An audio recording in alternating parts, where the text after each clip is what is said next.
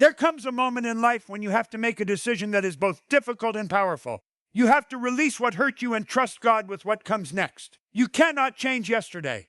You cannot rewrite the words that were spoken, undo the betrayal that happened, or erase every painful memory from your heart.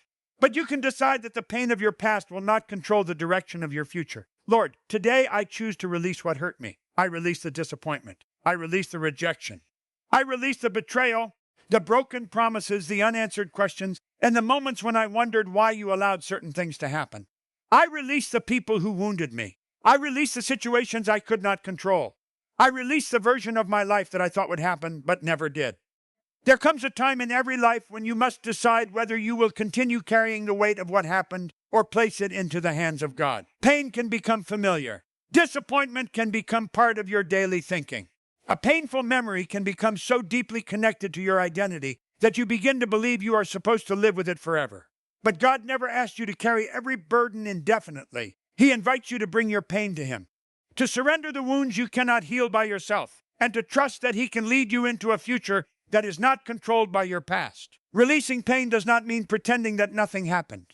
It means acknowledging what happened, accepting that you cannot change it, and choosing to stop allowing it to control your heart, your thoughts, and your decisions.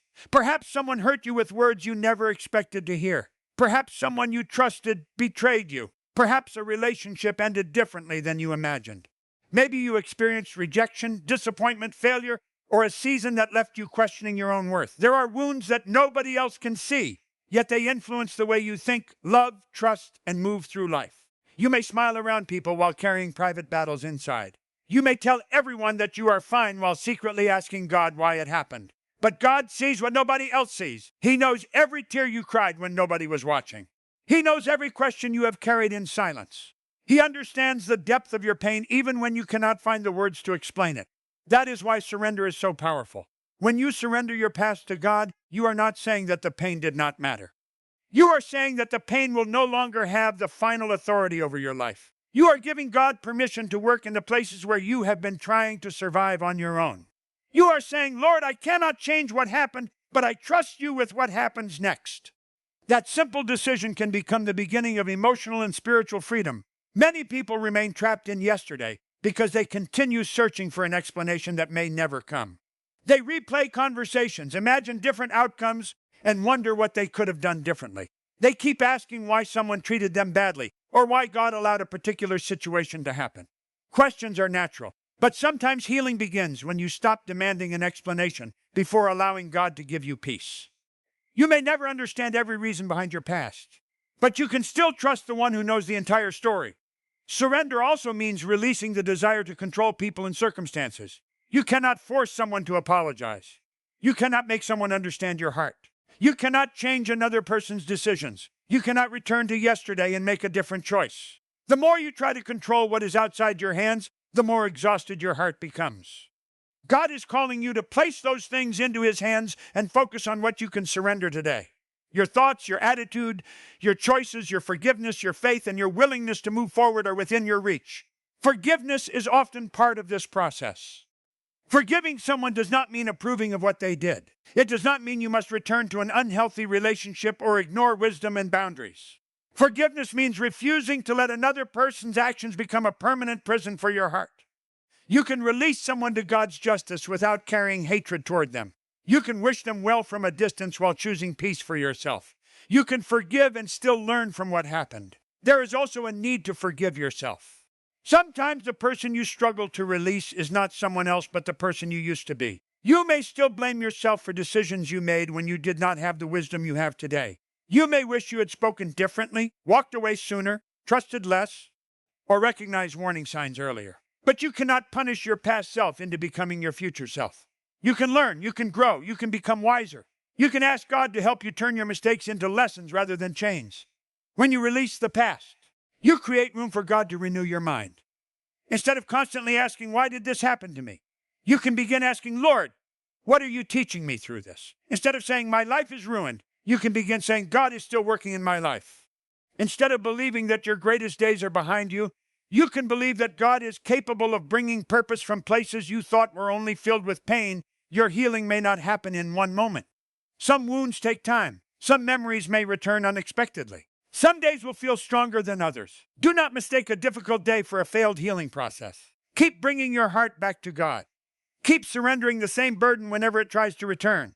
Every time you choose faith instead of fear, peace instead of bitterness, and trust instead of control, you are taking another step away from the power of your past. God can use what hurt you without allowing it to define you. The chapter may have been painful, but it does not have to determine the next chapter. Your story is still being written. You can walk forward with greater wisdom, deeper faith, and a heart that has learned to depend on God more completely. Release the pain into His hands. Give Him the memories you cannot erase, the questions you cannot answer, and the wounds you cannot heal alone. Let Him carry what has become too heavy for you. Then lift your eyes toward the future and trust that the same God who sustained you through yesterday can guide you through everything that comes next. There comes a moment when you realize that moving forward requires more than simply leaving the past behind. It requires trusting God with the road ahead. You may have released some of your pain, forgiven people, and surrendered old disappointments, yet still feel uncertain about what comes next. A new beginning can be exciting, but it can also be frightening because the future is unknown. You may not know where the next opportunity will come from, which door God will open, or how everything will eventually work together. But faith does not require you to see the entire road. Faith requires you to trust the one who already knows where the road leads. God sees what you cannot see. He understands what is ahead while you are still standing in the present.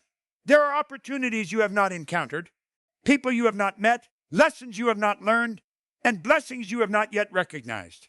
What feels uncertain to you is never uncertain to God. When you place your future in His hands, you do not have to live under the pressure of having every answer immediately. You can take one faithful step at a time, knowing that God can direct your path even when you cannot see beyond the next step. Sometimes we become afraid of new beginnings because the past taught us to expect disappointment. If you have been hurt before, you may become suspicious of anything that feels unfamiliar. You may hesitate to trust again because you remember what happened the last time you opened your heart. You may avoid opportunities because failure once made you afraid to try again. But God does not want your previous experiences to become a prison around your future. What happened before can teach you wisdom without becoming a prophecy about what will happen next. You must learn to distinguish between wisdom and fear. Wisdom says, I have learned from what happened and I will make better decisions. Fear says, because I was hurt once, I will never trust anything again. Wisdom helps you move carefully. Fear keeps you standing still. God can give you discernment without allowing fear to control your choices. Trusting God's guidance means being willing to follow Him even when His direction does not match your expectations. You may have planned your life one way, only to discover that circumstances changed. You may have expected a relationship to last, a career path to work, or an opportunity to succeed, yet the door closed. In those moments, it is easy to believe that everything has gone wrong. But sometimes what looks like an interruption is actually redirection. A closed door does not always mean that God has abandoned you. Sometimes it means He is protecting you from something you cannot see. Sometimes He is moving you away from what is familiar because He knows that your next season requires a different environment. You may not understand the reason immediately, but you can trust His wisdom while you wait for clarity. A new beginning also requires courage. You cannot step into something new while constantly asking the past for permission. There comes a point when you have to stop looking backward and start walking forward. You do not need to have perfect confidence before you begin. You only need enough faith to take the next step. Maybe your next step is forgiving someone. Maybe it is pursuing a goal you abandoned. Maybe it is rebuilding your confidence. Maybe it is beginning again after failure. Maybe it is simply waking up each morning and believing that your life still has purpose. Whatever the step may be, invite God into it. Do not ask Him merely to bless your plans. Ask Him to guide your plans. There is a powerful difference between saying, God, this is what I want. Please make it happen. And saying, God, show me what you want and give me the courage to follow. The second prayer requires surrender. It acknowledges that God's understanding is greater than yours. You may have a vision for your future, but God sees the complete picture. When you trust God, you can stop rushing every decision. You can stop forcing doors open. You can stop chasing what continually runs away from you. You can learn to wait for the right timing. Patience does not mean doing nothing. It means continuing to prepare, pray, grow, and remain faithful while trusting God with the timing. Your new beginning may not arrive in the form you expected. Sometimes God begins something new inside you before anything changes around you. He may give you peace before He changes your circumstances. He may give you confidence before the opportunity arrives. He may strengthen your faith before He opens the door. The internal transformation may be preparation for the external change you have been praying for. Do not underestimate small beginnings. A new chapter can begin with one changed thought, one prayer, one decision, or one act of courage. You do not need to see the finished picture to start painting the next part of your life.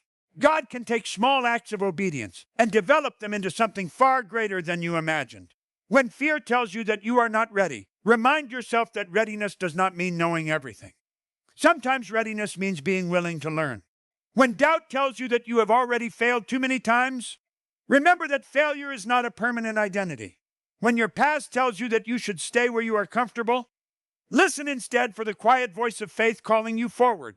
Trust that God can lead you into places where your past cannot follow. He can introduce you to new opportunities, new lessons, new relationships, and new purposes. He can restore your confidence and teach you to walk without constantly expecting something to go wrong. You do not have to know exactly how everything will unfold. You only have to trust God enough to take today's step. Tomorrow will have its own grace. The next challenge will come with its own strength. The next door will come with its own opportunity to practice faith.